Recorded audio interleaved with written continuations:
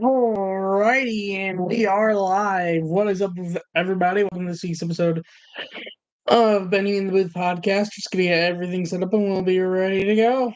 Hope everyone's day's going well, week's going well. Hope everyone's staying safe.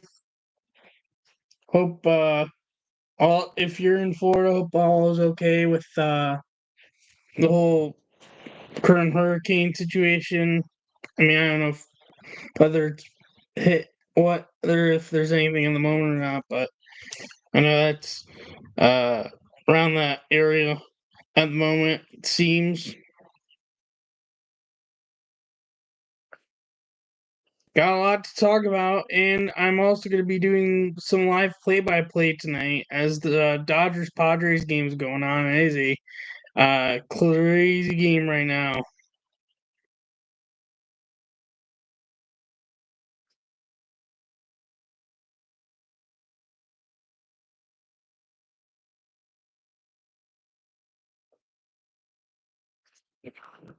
But it's not the only game we got to talk about, as we've got the whole wild card series to recap.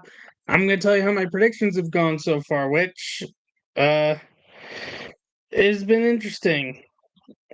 Got a lot of historic notes for wild card series, and obviously we've got college football to talk about and NFL, which college football went nuts this week. Ahead of what's probably going to be another nuts week this coming week.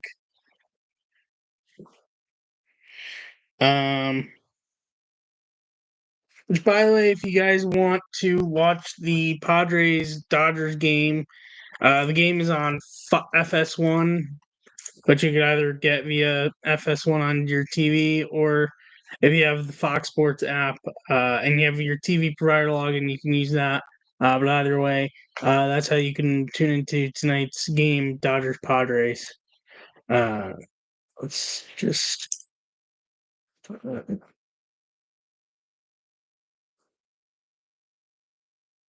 Okay.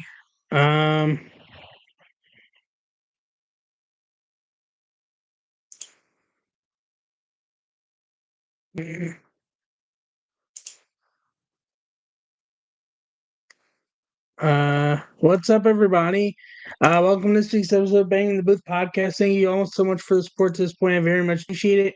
Today, we are going to get started with Immaculate Grid, as I have not done the grid today. I have done already the batter up and strike zone, so we'll just do the grid today.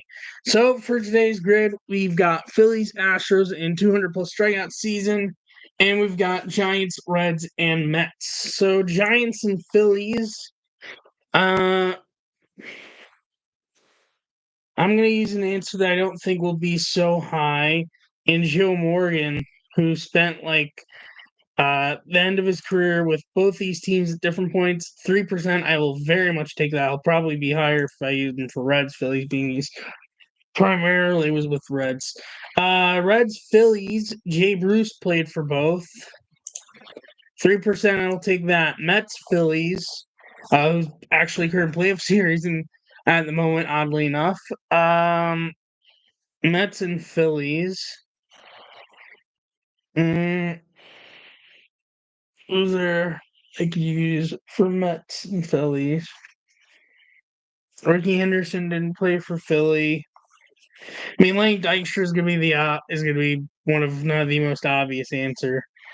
Jay Bruce also fits for Mets Phillies.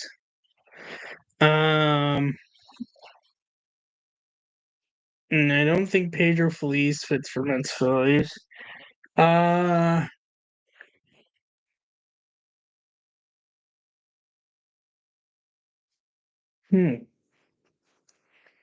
Tommy, no.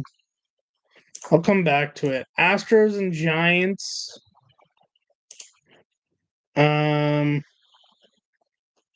Make a steal somehow. Help me anywhere here.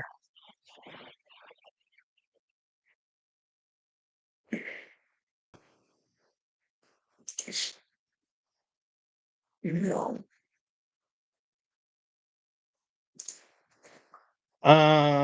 Astros, Giants. Oh, Hunter Pence might be a top 21% probably be the top answer. Okay, so be it. Astros, Reds, and Astros, Mets.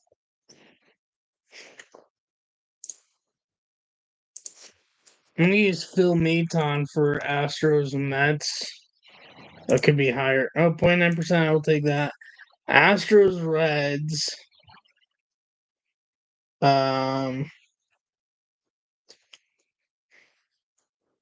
Also, Joe Morgan fits there. Mm.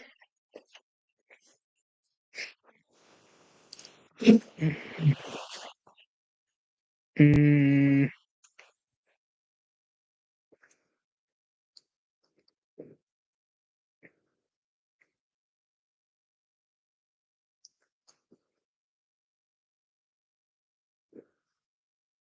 I'm trying to think of like who could fit Astros, Reds.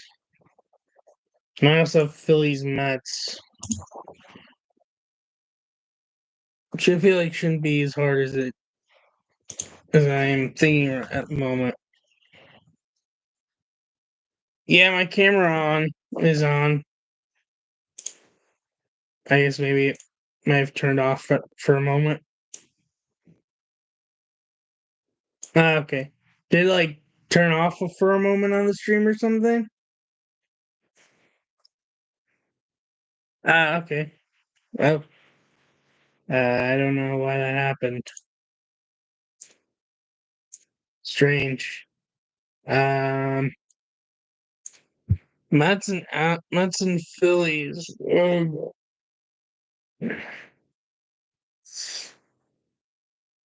Carlton, no. Who could have been Mets Phillies? Granderson, no.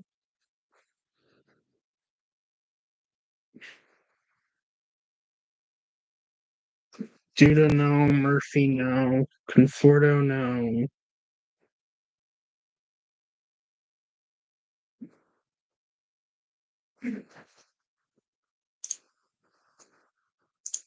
Who?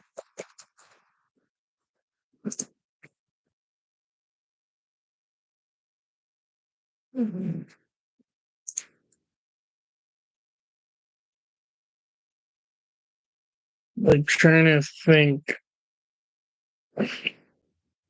You?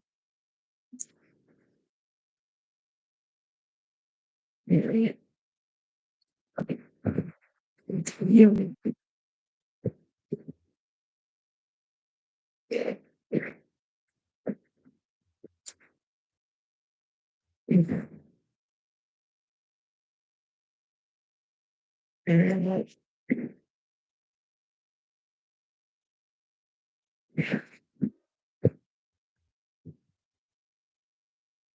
Oh,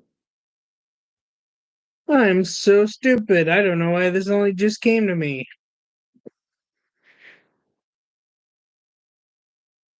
Mm,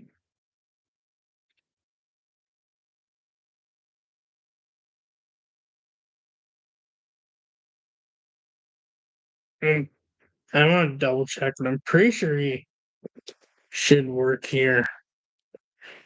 Kira, I believe, or I guess not.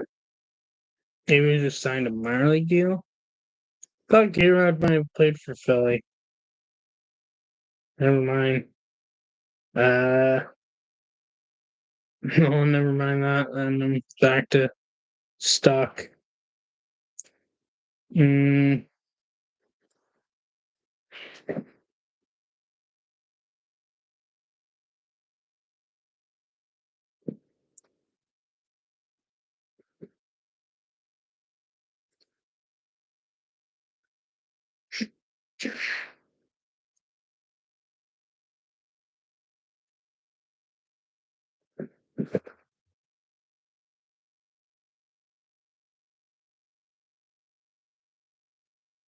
mm,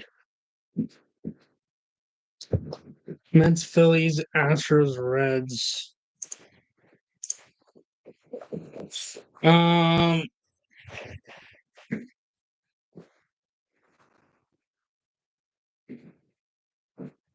Mets, Phillies, Astros, Reds.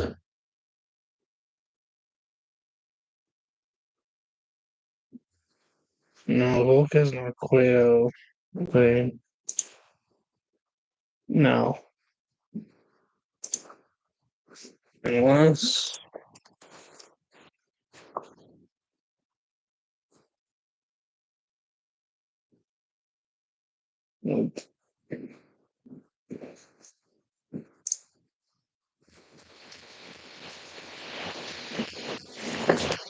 Somehow you. Got it. Yeah. Mm, you fit.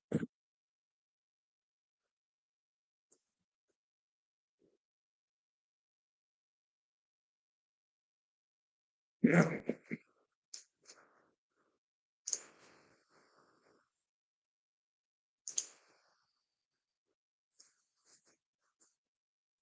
Mm,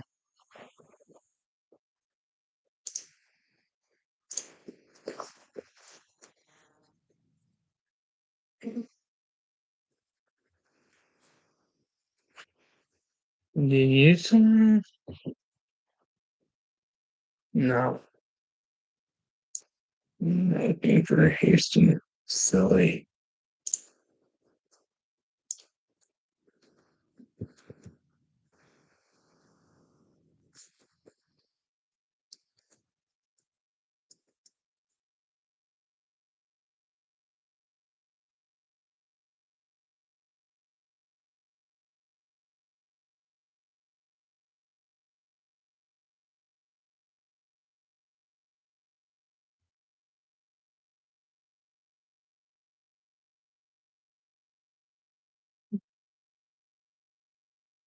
Not in a Philly.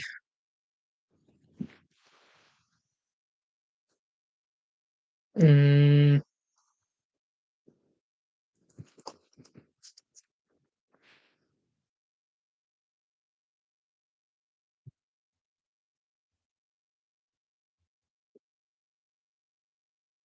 no. Oh, sneakily played for the Mets. Richie Ashburn. I don't know why that took me that long. 3%, I will tell you that.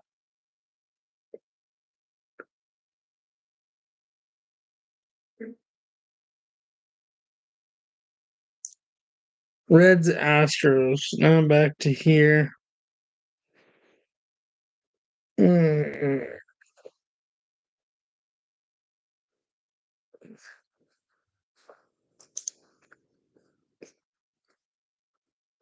Oh, wait. If I'm not mistaken, I think. Yes. Lefty reliever John Franco. 1.0, I will take that. Okay, 200 plus strikeout season for Giants. Would Jason Schmidt have done it? Yes. See what that will get me. 4%, I will take that. Reds. Did Edinson Volquez do it for the Reds? Yes.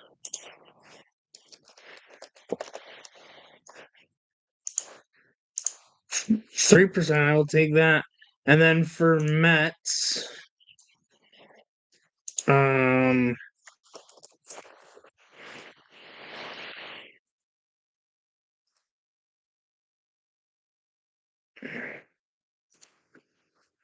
you ever. Yes. Jerry Kuzman from the 1969 Mets. So it's not going to be my best rarity score, but we do 6%. Total rarity score is 44. Top answers today Hunter Pence is the top answer. Otherwise, I didn't get any of the other top answers, but the top answers were for Phillies Giants, Hunter Pence at 26%. For Phillies Reds was Pete Rose at 34%. Phillies Mets was Lenny Dykstra at 22%. Hunter Pence for Astros Giants at 22%. Joe Morgan for Astros Reds at 41%. Verlander for Mets Astros 23%. Doc Gooden for 200 plus strikeouts in the season for the Mets at 24%. Johnny Cueto for the Reds 200 plus strikeout season at 31%. And Giants 200 plus strikeout season at 47% is Tim Lincecum. Which honestly, all those make sense. By the way, and I'll be updating you guys as we go along. The game that's currently going on, and I'll be updating as we do this episode, is Dodgers Padres, which series is even at a game apiece, which there's even history with the series going into today. That changed already as one game's gone final. And this is the second game of the two games today. And it's 6-5 Padres in the fifth inning. This has been a crazy game. Dodgers struck first, and then Padres had it at a big inning on a bunch of errors. Then Dodgers just hit a grand slam right before I started recording to get right back in the game. Let's start with baseball, might as well. So the wild card series, I will already tell you off the bat with predictions. I got half correct and half incorrect.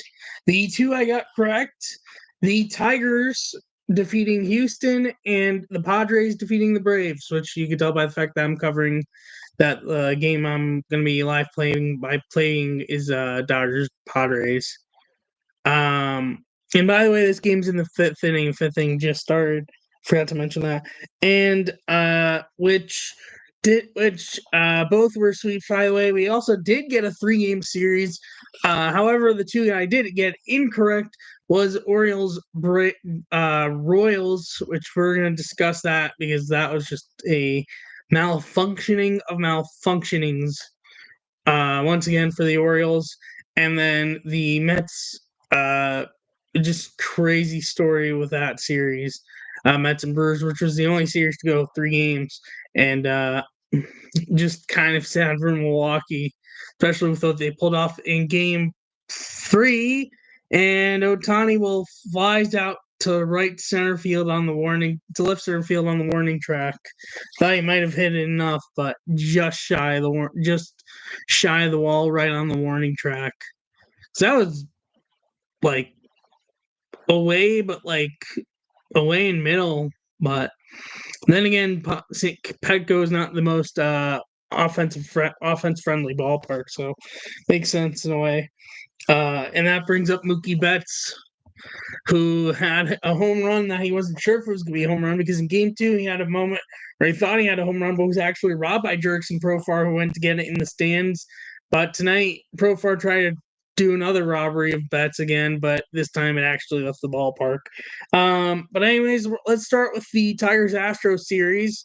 Game 1, Tigers won 3-1. Teams are 1 and go. This stat doesn't include this game, and even though it didn't change in the win column for this game, I still wanted to include the stat because there's funny coincidences with the stat, and I actually tweeted about it on Twitter or /X. So teams are 1-159 in postseason since 1990. Went down 3+ runs entering the 9th inning.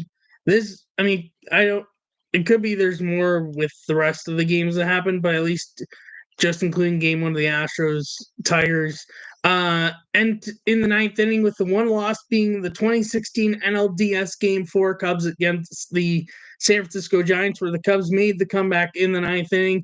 And oddly enough, Jason Hayward scored the go-ahead / game-winning run in that game and was the final out of Game 1 of the wild card series, where he lined out right to Spencer Torkelson with a chance to walk off the game as he had bases loaded, down 3-1, and could not come through. Matt Vierling entering the game. Matt Vierling was the only player on the Tigers roster for the wild card series with postseason experience. They're the first team with only 1 or 0 players with postseason experience on a postseason roster since 2002 Angels when they were facing the Yankees. Kevin Napier was the only one on the Angels roster with playoff experience. Betts grounds out to shortstop. Bogarts on a hop, but still makes the play 2 down. 3 school balls, 6 scoreless, and 6 scoreless.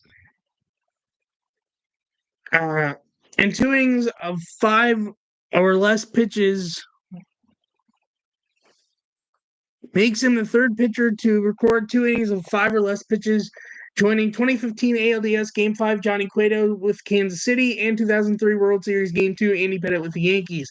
Also a scoreless start, which brings up Freddie Freeman, by the way. His scoreless start makes him the third Tigers pitcher to go 6+ scoreless innings in his postseason debut, joining 2011 ALDS Game 2 Max Scherzer 6 innings and 1972 ALCS Game 3 Joe Coleman's complete game shutout. He is also the 16th scoreless start in Tigers history and first in team's first game of a postseason run. That was from Game 1 and Game 2 to complete this week. Sweep the Tigers won 5-2. Astros have now lost 6 straight home postseason games, fourth longest such losing streak in the wild card era, which dates back all the way to the 90s. Sorry, I thought there was potential strikeout there. That's why I paused from the Dodgers-Padres game. But either way, Hunter Brown's 9 strikeouts are second most by an Astros pitcher in his first career postseason start, behind Mike Scott's 14 in 1986 LCS Game 1. Parker Meadows' solo home run in the 6th makes him the 6th Tigers player to hit a go-ahead home run in the 6th inning or later, joining 2011 ALDS Game 3 Delvin Young and 2006 ALCS Game 4 Maglio Ordonez, which was a walk-off homer to send them to the World Series. And Freddie Freeman flies out to jerks and profile to end the inning. 1987 ALCS Game 3 Pat Sheridan, 1972 ALCS Game 1 Al Kaline, and 1940 World Series Game 3 Rudy York, which that home run did not matter because the Astros would soon gain the lead, but then they would lose that lead and eventually lose the game. Jackson Jobe, at 22 years and 64 days old, is the only Tigers pitcher to appear in a postseason game at a younger no,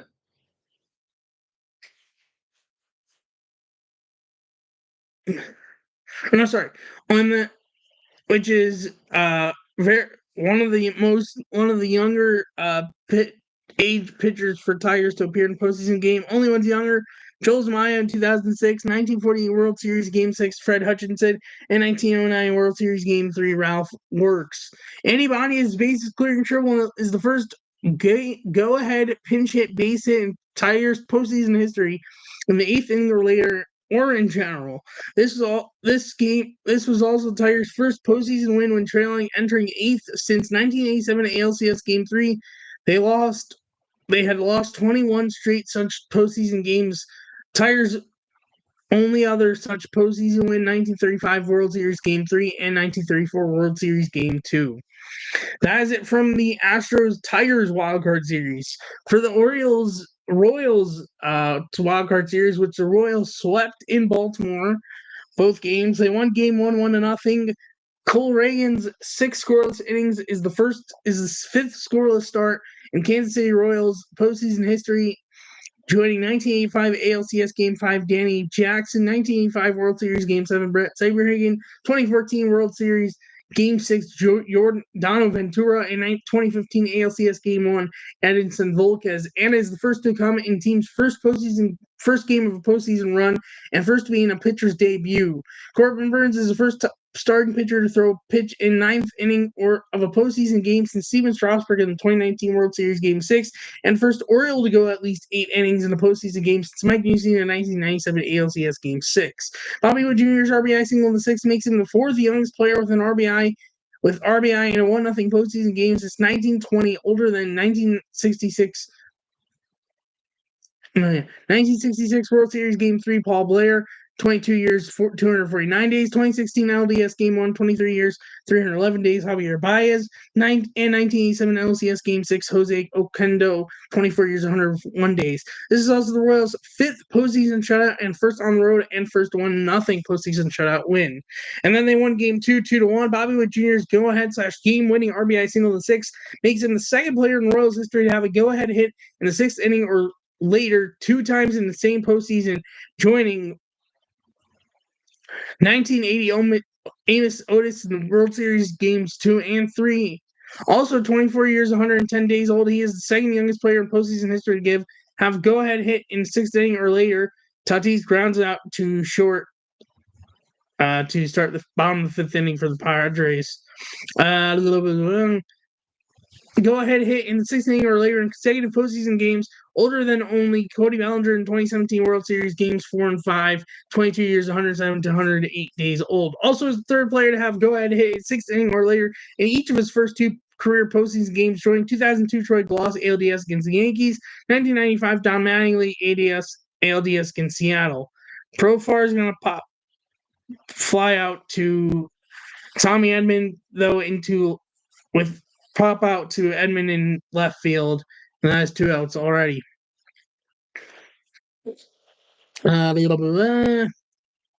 He also joins Jimmy Fox as the only players to drive in the game-winning run in each of their first 2 career postseason games.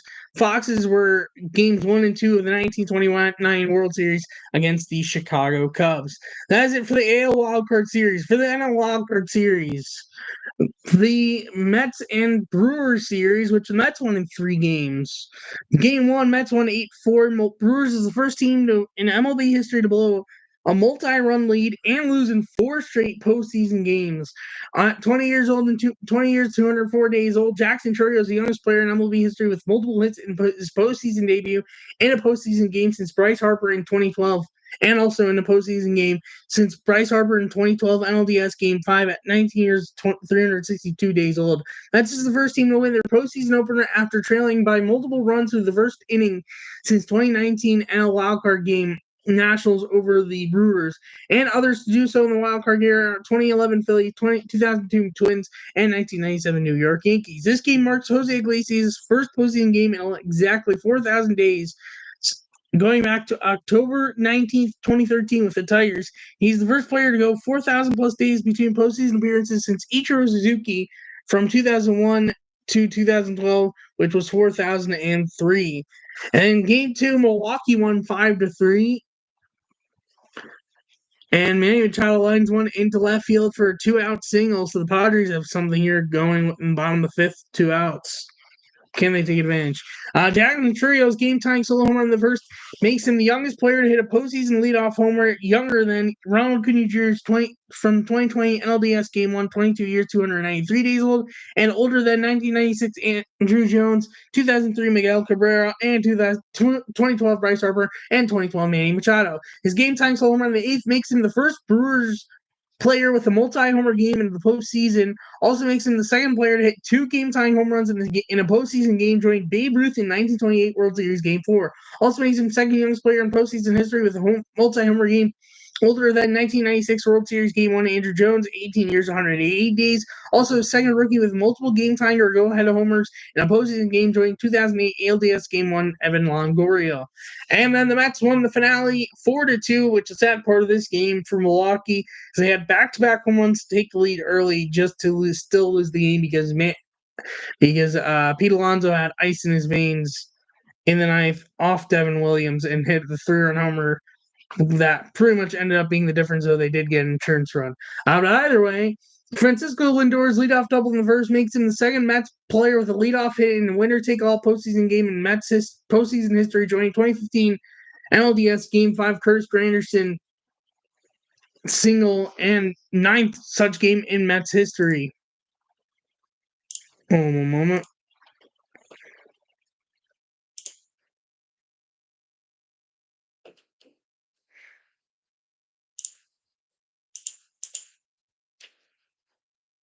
Wild pitch, Manny Machado advances to second. By the way.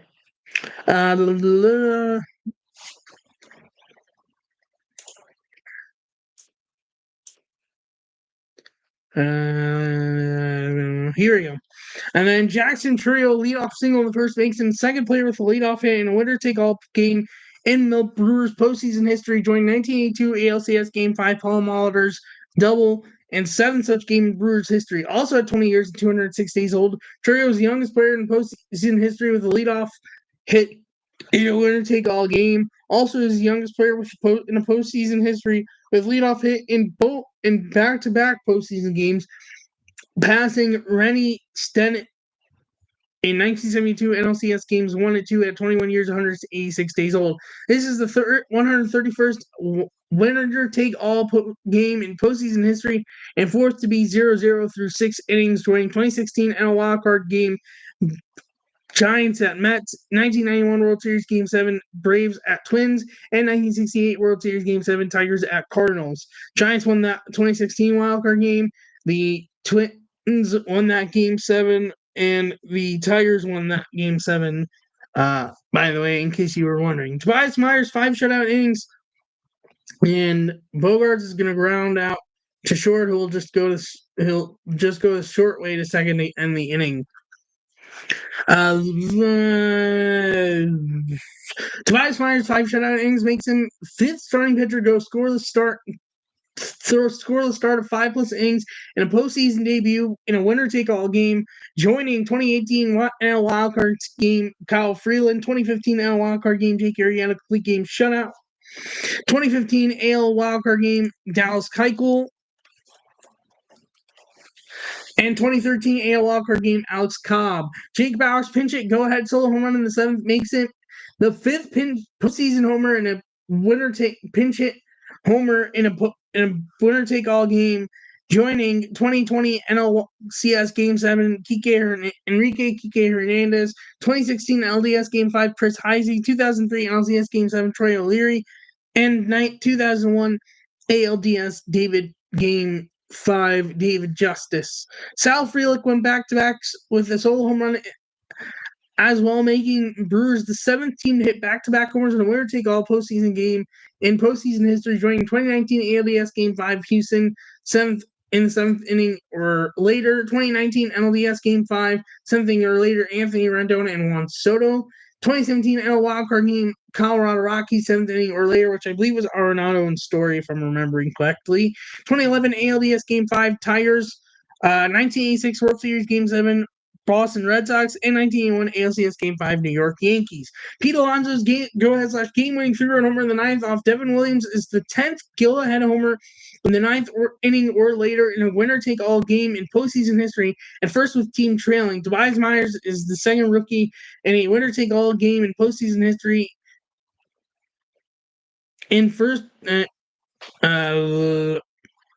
Second rookie with 5+ innings pitched scoreless in a winner-take-all postseason game during 1909 World Series Game 7 Babe Adams complete game shutout. Mets is the first team in MLB history to clinch a postseason spot and win a postseason series, both via games in which they faced a deficit in the 9th inning or later. Alonso's homer is also the 10th go-ahead home run in 9th inning or later, with team trailing in postseason history, joining 2023 ALCS Game 5 Jose Altuve, 2022 ALDS Game 1 Yordan Alvarez, 2005 NLCS Game 5 Albert Pujols.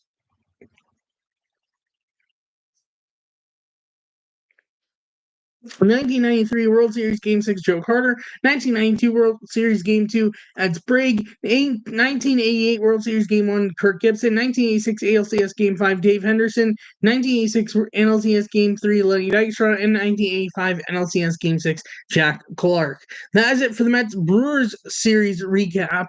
And as for the Braves Padres series recap, which Padres swept with pretty much with ease. They won Game 1 4-0. Jackson Merrill, 21 years, 265 days old, is the youngest Padre with a postseason hit, passing Fernando Tatis Jr., 21 years, 279 days in 2020, who homered on the first pitch he saw in the postseason since that 2020 debut for him. If you know, you know the reason why he hadn't played in a postseason game since. Michael King is the first pitcher who's actually starting tonight, oddly enough, with 12+ strikeouts, 0 runs, or 0 walks in his first postseason start. He also has 12 strikeouts with 0 walks, 0 runs allowed in the first postseason start of his career. Makes him the 3rd pitcher to do so of being 10 plus strikeouts in first postseason start of career, joining 2021 LDS Game 1 Logan Webb and 2015 NL Wildcard Game Jake Arrieta's 11 strikeouts, and is fifth in general to do so, joining who I said it above, and 2020 NL Wildcard Series Game 1 Trevor Bauer, 12 strikeouts, and 2009 NLCS Game 3 Cliff Lee. Also, his 12 strikeouts is second most strikeouts in a postseason game in San Diego Padres history, behind 1998 NLDS Game 1 Kevin Brown 16, and ahead of 1998 NLCS Game 2 Kevin Brown, and 1998 NLDS Game 4 Sterling Hitchcock's 11, and 2006 NLDS Game 3 Chris Young 9. Also, the fourth most strikeouts in first career postseason start in the wildcard era, behind 1997 NLCS Game 5 Livan Hernandez 15 strikeouts, though that was with a lot of controversy because he got a lot of help from behind him from the home plate umpire. Teoscar Hernandez strikes out looking to start the sixth inning, by the way, which if you want to know about that controversy, look up 1997 NLCS Game 5. Very hot controversy with how bad that ump did. Anyways, 2010 NLDS Game 1, Tim Lincecum's 14, and 2015 LDS Game 1, Jacob deGrom's 13. Padres is the first team in postseason history to strike out at 15 plus in a game and not allow a walk or a run. The game took 2 hours and 9 minutes, which is the fastest postseason game since 1996 LDS Game 2. Braves at Dodgers, Greg Maddux versus Ismael Valdez. AJ Smith-Shawver was making a start for the first time since May 23rd, which is 131 days, which is longest gap between pitchers' last start and a game 1 postseason start, ahead of September 7th to October 17th, 1910 Chief Bender's 40, and September 11th to October 7th, 2012 Jason Hamill's 26. Also, Senga gets added to that list, but that is from NLDS, so I didn't include that till NLDS. And then Game 2, they won against the Braves 5-4. Manny Machado ties Tony Gwynn for most RBI in a postseason in San Diego Padres history. At the time, through the wildcard series was 11. You can add a whole bunch because he's had a whole bunch of RBI since. Kyle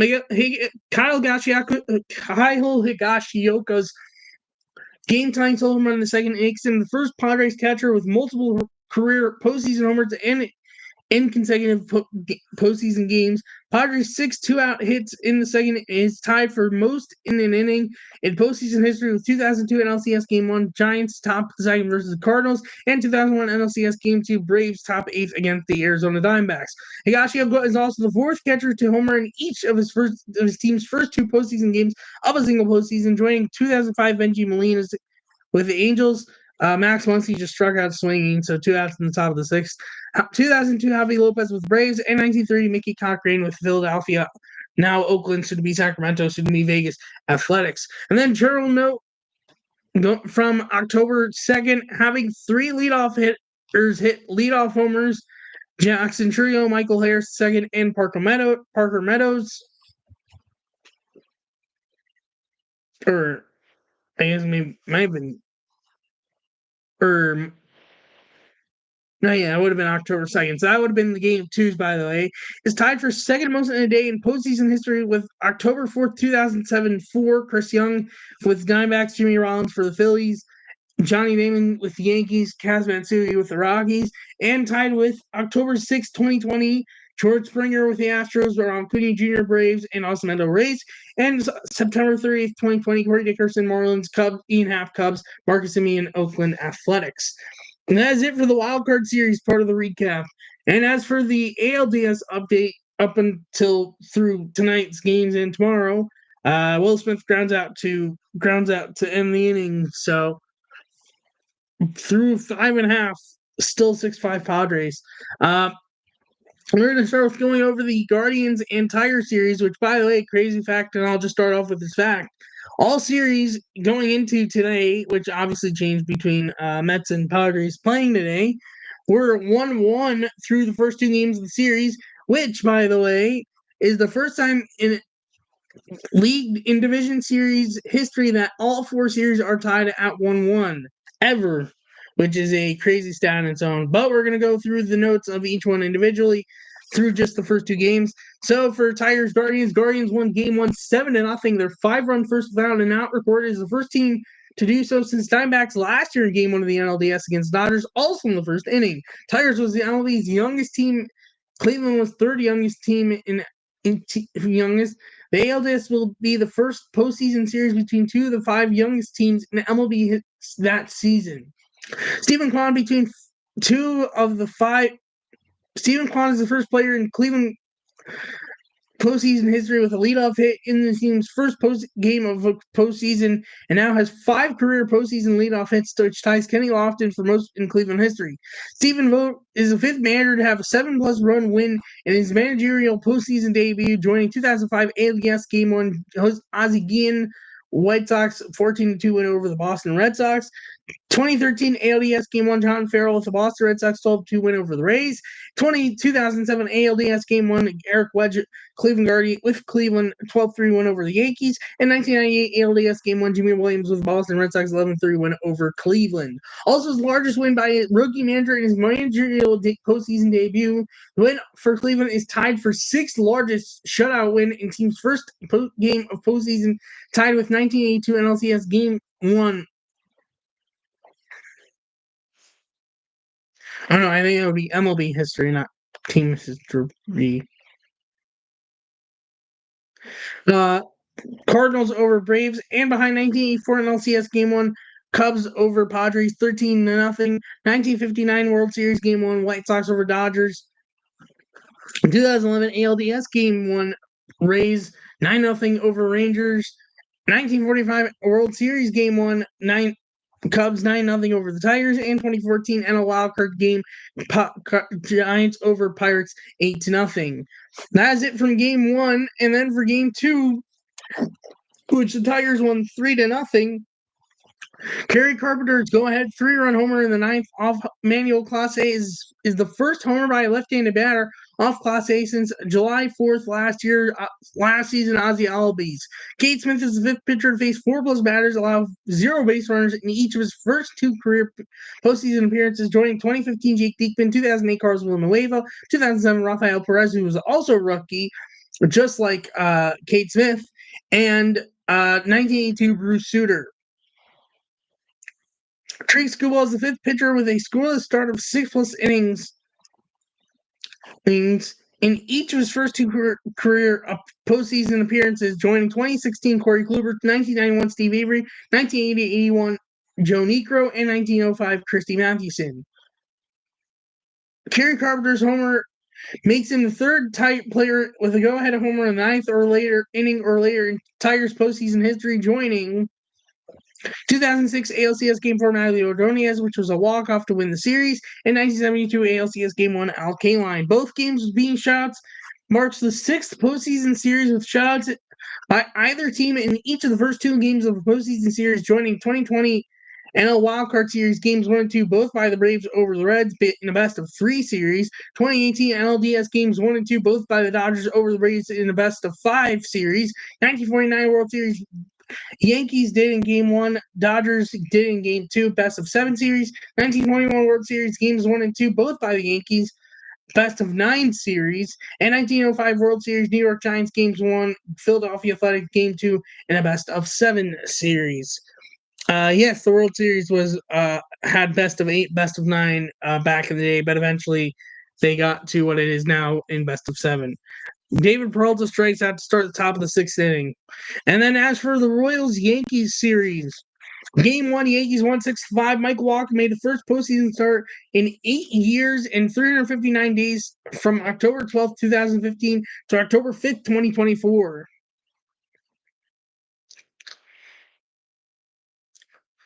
Which is 4th longest span between postseason starts in the wildcard era, behind October 10th, 2006 to October 20th, 2015, Chris Young, 9 years, 13 days, and October 3rd, 2008 to October 3rd, 2017, Irvin Santana, 9 years. Juan Soto is the first player in MLB history to appear in postseason game for 3 different teams, the Nationals, the Padres, and now the Yankees, before turning 27 years old, and at 25, is youngest to do so, passing Jason Hayward at 27 years and 59 days on October 7, 2016, when he did it for the Cubs, also with Braves and Cardinals in the postseason.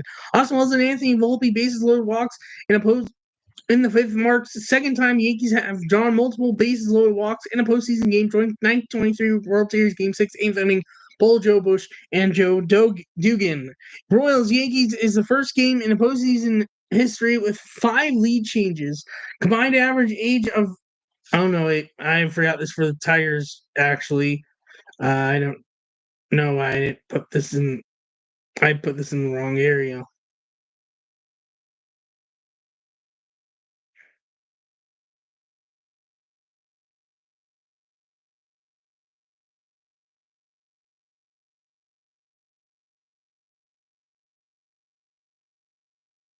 Combined average age of Tigers and Guardians who appeared in I believe game 1 was 26 years, 26.4 years, which is the youngest for any MLB postseason game since Game 4 of the 1914 World Series between the Philadelphia Athletics and Boston Braves, now Atlanta Braves.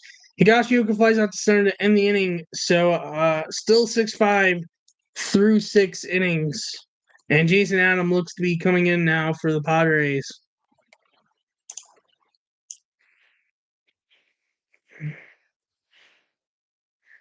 And then game 2, the Royals won 4-2. John Birdie starting at first base, started his first career game at first base in this game, making him the 5th player to make first career start at a fielding position, except for pitcher Andy H, of course, in the postseason minimum 100 career regular season games, joining 2016 World Series Game 3 Carlos Santana in left field, which I didn't even know it started in left field that game. 2001 ALCS Game 5 Ichiro Suzuki in left field, 0 prior experience at that position in MLB. 1931 World Series Game 2 Jake Flowers at third base, and 1903 World Series Game 8 Pasty Dougherty in right field, 0 MLB prior experience at that position. Carlos Rodon striking out the side in the first makes him the 5th time and 3rd player with 3 up, 3 down, all strikeouts first inning in New York Yankees history, joining 2000 World Series Game 3, 2000 ALCS Game 2, 1999 World Series Game 1, El Duque Orlando Hernandez, and 1957 World Series Game 2, Bobby Shantz. Reagan's 5 strikeouts in 3 innings of this game is tied for second most strikeouts in the first 3 innings of a postseason game in Kansas City Royals postseason history, tied with 2024 ALCS Game, AL Wildcard Series Game 2, Seth Lugo, and behind 2015 ALDS Game 4, Yordano Ventura 7. Royals now have won 8 straight Game 2s in a postseason series. That's tied with the Braves from 2001 to 2013 for the longest Game 2 wins in postseason win streak in postseason history. Salvador Perez's game-tying homer in the 4th off Carlos Rodon is his 5th career homer off Rodon, which most anyone has had off Carlos Rodon, including postseason. Michael Garcia became the 4th Royal with a 4-hit postseason game, joining George Brett 2 times, Lorenzo Cain, and Alcides Escobar. That is it for the LDS updates through today. Now for the NLDS, starting with the Phillies and Mets, which Game 3 already has ended. We'll cover that in a bit.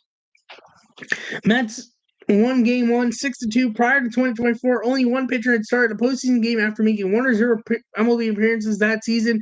Virgil Tucker trucks 2 World Series starts after returning from World War II. A.J. Smith-Shawver did in a wildcard series Game 1, and so did Kodai Senga in Game 1 of the NLDS.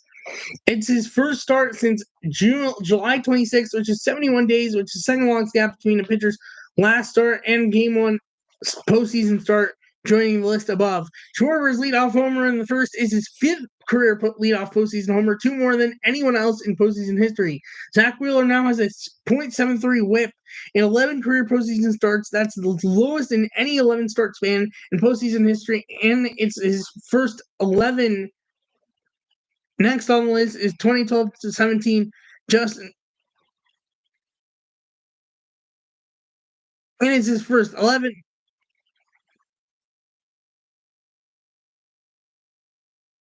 starts of a postseason of his career. Sorry, I took me to realize what I was referring to. The next on the list, 2012 to 17, Justin Verlander's .77, and his lowest in postseason history for a career minimum 50 innings pitched. Also, his 2.18 ERA is the 3rd lowest in postseason since 1913, behind Waite Hoyt 1.83 and Madison Bumgarner 2.11. Mets 5-run 8th marks the second time doing so this postseason, which is the first time they've done so multiple times in a single postseason in Mets history.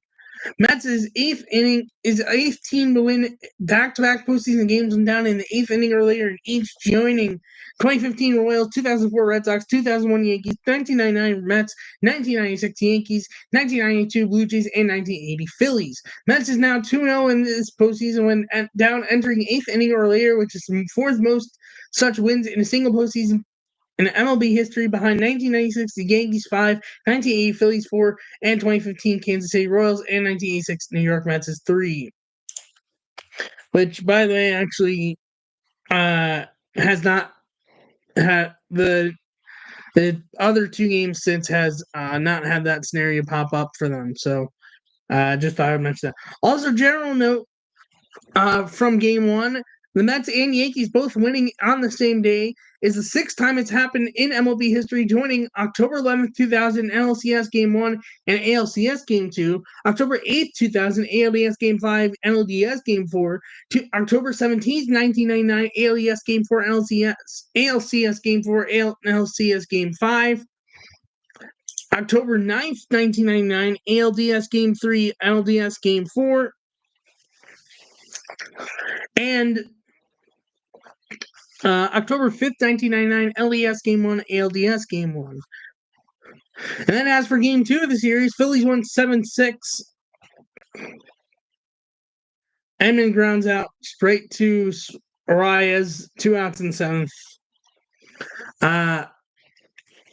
With the 2-run homer in the third, at 24 years and 300 days old, Mark Vientos is the third youngest Mets player with multiple extra bases in a postseason game, older than only 2015 World Series Game 4 Michael Conforto, 22 years, 244 days old, and 2006 NLDS Game 1 David Roy, 23 years, 288 days old. Bryce Harper's 2-run homer and Nick Nasiao's home run runs were back-to-back marked in the sixth, I believe, marking the sixth time the Phillies have done so in postseason, tying Houston for third most in postseason history and behind Yankees 12 and Red Sox 8. Bryson Stott is the second player in postseason history to hit a triple on his birthday, joining 2009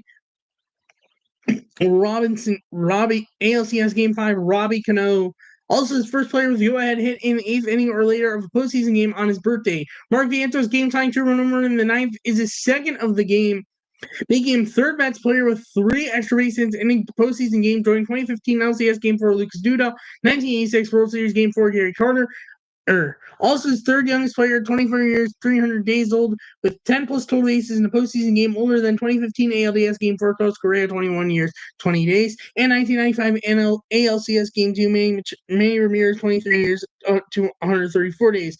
Nick Castellanos walk-off RBI single in the ninth makes it that Bryce Harper's teams have now won 12 straight games in the postseason when he's homered, extending the longest streak all time. The walk-off hit is the fifth in Phillies postseason history, joining 2009 NLCS Game 4 Jimmy Rollins' double, 2008 World Series Game 3 Carlos Ruiz single, and 1993 NLCS Game 1 Batiste double. I forgot to fully put in his first name, but Batiste. And 1981 LCDS Game 1, George Vukovic's homer. And so that's it up through Game 2 for Mets Phillies. And then for Dodgers Padres, not including game currently going on, it was split the first 2 games. Dodgers won Game 1 7-5. Shohei Ohtani's game-tying 3-run homer in the third makes him the 6th Dodger to homer in his first career postseason game and first since Gavin Lux in 2019 LDS Game 1. First time Dodgers won a postseason game and down 3+ runs in through first inning.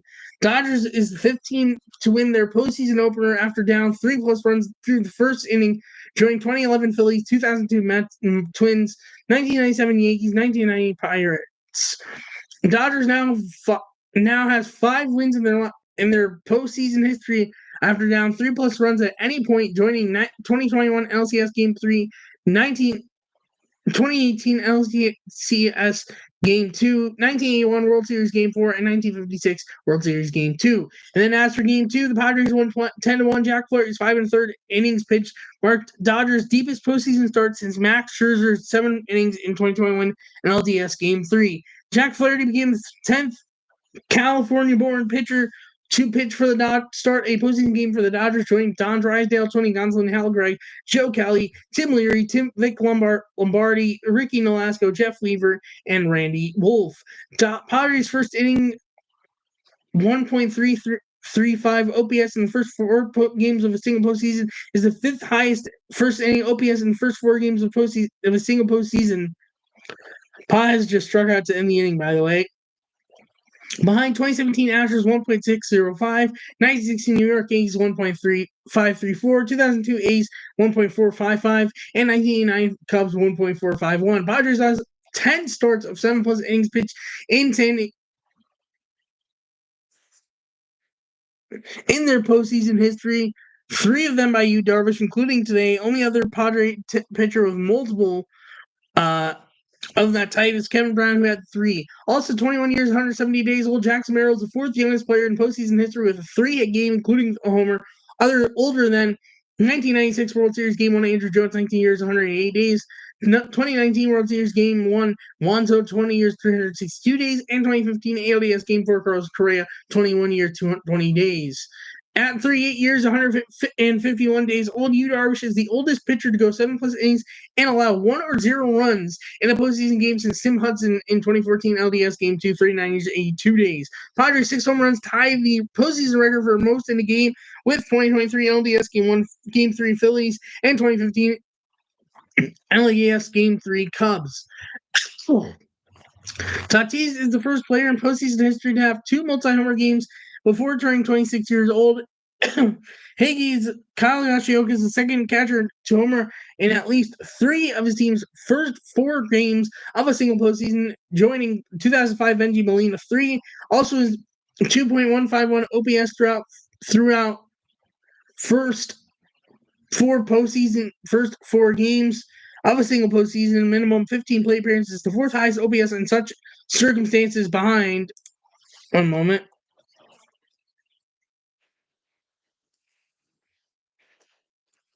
2007, David Ortiz 2.44, 1928 Lou Gehrig 2.433, and 2015 Colby Rasmus 2.188. And general fact, I already saying that general fact. And then as for the games that were today, obviously Dodgers Padres, I'm live talking about currently as we're going along with this episode.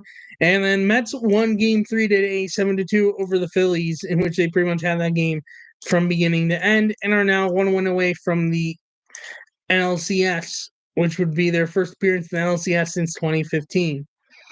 And that's it for the MLB part of this recap, and we'll see how the rest of my predictions go from here on out between now and next week's episode. College football recap. We had a whole crazy week. Syracuse beat number 25 UNLV 44-41 in overtime on Friday. And then Saturday was where everything else happened. Vandy beat number 1 Alabama 40-35 in an upset in their first win versus the AP number 1 team, and also snapped a 23-game losing streak to Bama, with their last win over Bama being in the 1984 in a 30-21 win. Number 4 Tennessee fell to Arkansas 19-14. Number 8 Cal came back against number 8 Miami beat Cal 39-38, coming back from down 35-10 to beat Cal at Cal. Number 9 Mizzou lost to number 25 Texas A&M 41-10. Number 10 Michigan lost to Washington 27-17. Minnesota beat number 11 USC 24-17. Clemson beat Florida State 29-13. Florida State has been held to under 300 yards of total offense in 8 straight games going back to last season, which is the longest such streak by a power conference team since Tennessee in 2008, 9 straight. Which, by the way, for power conference, in case you don't know, that would be between SEC, ACC, Big 10, Big 12, and, well, throughout time. Last year would still include Pac-12, though this year it does not, since Pac-12 is pretty much no longer a thing. And then SMU beat number 22 Louisville 34-27. Key games of note for this week, there are 3 big ones. We've got the Red River rivalry game, Texas at Oklahoma, which I'm pretty sure, anyways, that game is pretty much always in the same site, if I'm not mistaken. Yeah, Cotton Bowl in Dallas, Texas. It's really just versus, but but I guess it would be claimed to be Oklahoma as the home team.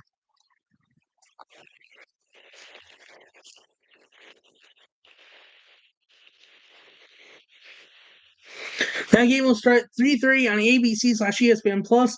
Number 2, Ohio State. Number 3, Oregon, 7:30 on NBC, which I will be definitely keeping an eye on that game this week. Number 9, Ole Miss. Number 13, LSU, 7:30 on ABC/ESPN Plus, which, by the way, both teams are undefeated going into that game, which is huge for both teams. That's it for college football part. And as for the NFL recap, I hate to say I didn't put the Browns in my notes, but they got spanked and their season's pretty much over. I don't know if they're ever going to bench Watson at this point. It's just kind of sad. Rice flies out to start the 7th inning. Tabuki bats one out. And I just hate to see it. Like, I'm still going to be watching the games, but I'm just like at a point where it's like, I don't know if like they can really turn that around the season at this point. And it's be interesting to see what they do with coaches and stuff. But either way, besides for the Browns, Falcons beat the Buccaneers 36-30 in overtime. Kirk Cousins didn't throw a pass tonight while the team was ahead. He's the first QB in NFL history to throw 500 plus yards and lead his team to win without throwing a single pass with his team ahead in the game. He also had 253 yards in the first half and 256 yards in the second half and an OT. He's the only NFL QB in Super Bowl era to throw for 250 plus yards in both before and after halftime. Ravens beat the Bengals 41-38 in overtime. This game was crazy. It was sent to overtime because Burrow threw a pick that set up the game-tying field goal. Then in overtime, Lamar Jackson fumbled on the first drive, giving the Bengals a shot just for the Bengals to miss the field goal, just for the Ravens to drive down and kick a game-winning field goal to win this game. Jaguars beat the Colts 37-34. Joe Flacco was thrown for 300-plus yards. Thrown for 300-plus yards and multiple touchdowns in each of his last 5 starts. He's the oldest QB in NFL history to do so, which just goes back to last year with the Browns.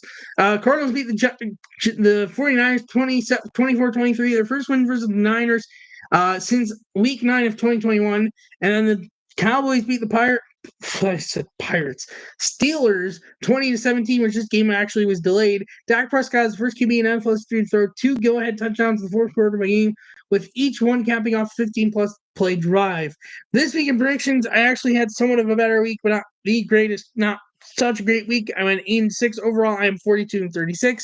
Standings update before I go into this week's predictions.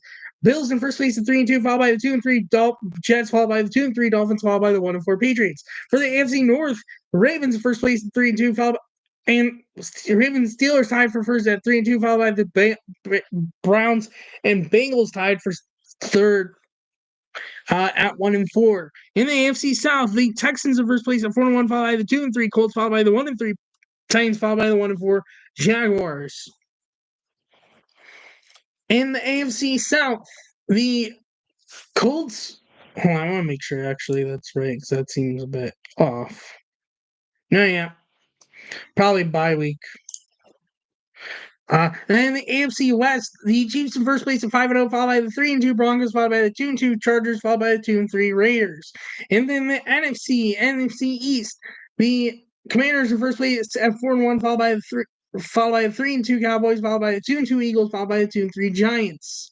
In the NFC North, the Vikings in first place at 5-0, followed by the 3-1 Lions, followed by the 3-2 Packers, followed by and 3-2 Bears. In the NFC South, Fernando Tatis Jr. flies one to center field, but Paz is right there on the warning track for out number 2. NFC South, Falcons and Buccaneers tied for first place at 3-2, followed by the 2-3 Saints, followed by the 1-4 Panthers. And in the NFC West, the Seahawks in first place at 3-2, followed by the 2-3 49ers and Cardinals, followed by the 1-4 Rams.